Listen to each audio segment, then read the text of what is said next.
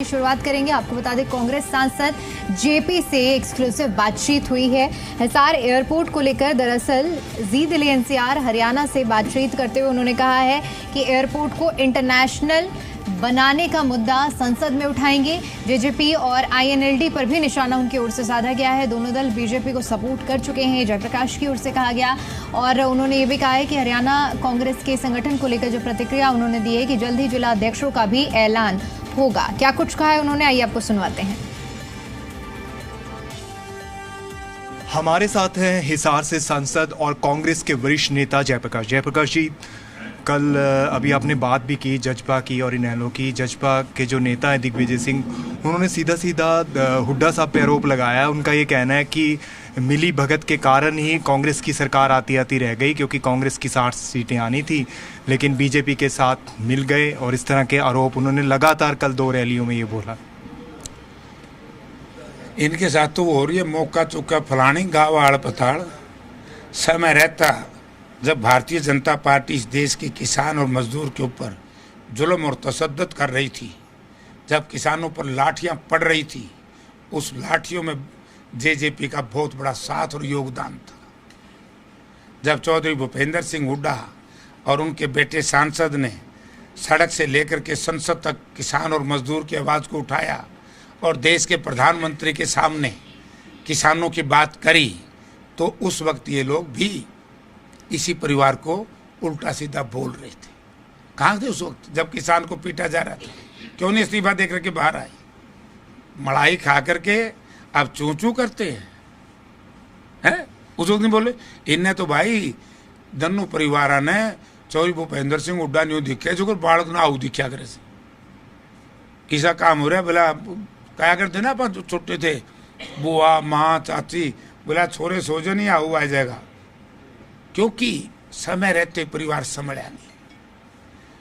2014 में जनता ने लोकदल को नेता प्रतिपक्ष का मौका दिया। अभय सिंह चौटाला नेता प्रतिपक्ष रहे, एक दिन विपक्ष की आवाज नहीं उठाई, बल्कि बीजेपी का साथ देकर के सदन में, मैं इंडिपेंडेंट एमएलए था, चर्चा करनी है तो आए मेरे सामने अभय सिंह चौटाला, सरकार की प्रशंसा करनी और एक ही बात करनी, हुड्डा साहब ने गिरफ्तार करो, हुड्डा साहब ने गिरफ्तार करो।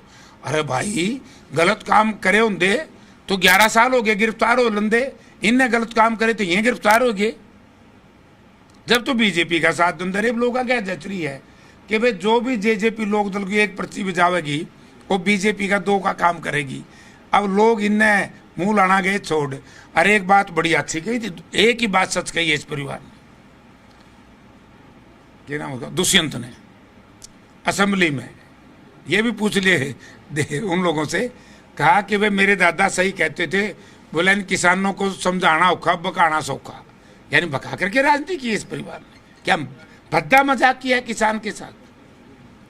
तो आज इस तरह की बातें करते हैं, बीजेपी के पेरोल पे काम कर रहे हैं परिवार। सेशन आने वाला है, एयरपोर्ट का मसला पक्का ला दिया क्वेश्चन, क्या मांग ला दिया, इंटरनेशनल एयरपोर्ट बनना चाहिए कि देश में सबसे ज्यादा जमीन हमारे हिसार की है और सबसे एप्रोप्रिएट जगह है, क्योंकि बीकानेर से लेकर के गंगानगर से लेकर के और ये समझो जोधपुर से लेकर के पंजाब के बठिंडा से लेकर के और कैथल रोहतक तक सबसे बड़ा इलाका, क्योंकि अब नरवाना के कैथल और जींद के इलाके में अब तो अपने हिसार में ही बहुत हो गया, लोग देश और विदेश में बच्चे हमारे गए हैं, तो यहाँ से इंटरनेशनल एयरपोर्ट बनना चाहिए।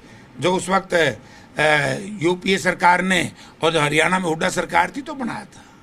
उठाएंगे मामला। क्राइम को लेकर मुख्यमंत्री ने अभी फिर से मीटिंग करी है, इससे पहले भी मीटिंग करी है, तो आपको क्या लग रहा है कि हरियाणा में इस तरह से क्राइम को लेकर क्यों इतनी चर्चा होने लगी? क्राइम को लेकर के इसलिए चर्चा होने लगी, आप कहीं का हिसाब लगा लो, आप सवेरे अखबार पढ़ो, आए दिन 10, 20, 30 कत्ल हो रहे, चेन स्नैचिंग, बलात्कार, औरतों के ऊपर अत्याचार, बड़ा जुल्म हो रहा है। लॉ एंड ऑर्डर तो है ही नहीं, जीरो। और हम तो चर्चा करने के लिए भी तैयार हैं।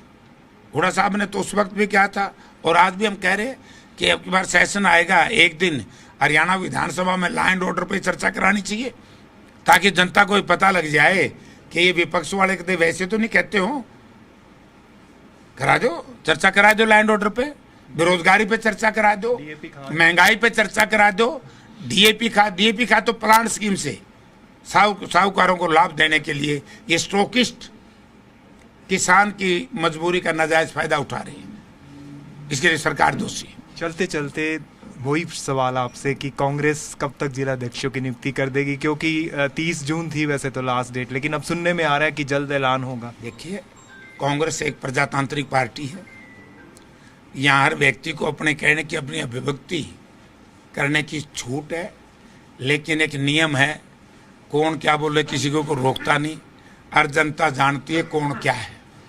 राजनीति में एक सिस्टम है, हम लोगों ने अपनी शकल शीशे में नहीं देखनी चाहिए। हमारा आईना जनता है, जब जनता में जाएं, अगर उसके चेहरे के ऊपर खिला हुआ है, खुशी है, तो जेपी की शक्ल बढ़िया है। अगर देखते माथा चढ़ जाए कि कड़तल आ गया, तड़के दर्शन हो गए, तो समझो कि हमारी सूरत खराब है।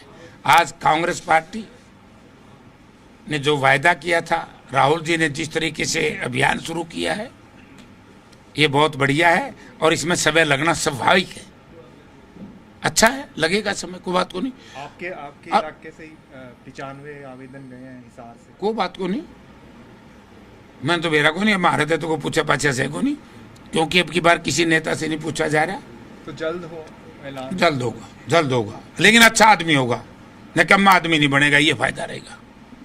कैमरामैन राजेंद्र शर्मा के साथ मैं शशि नायर, जी मीडिया, हिसार।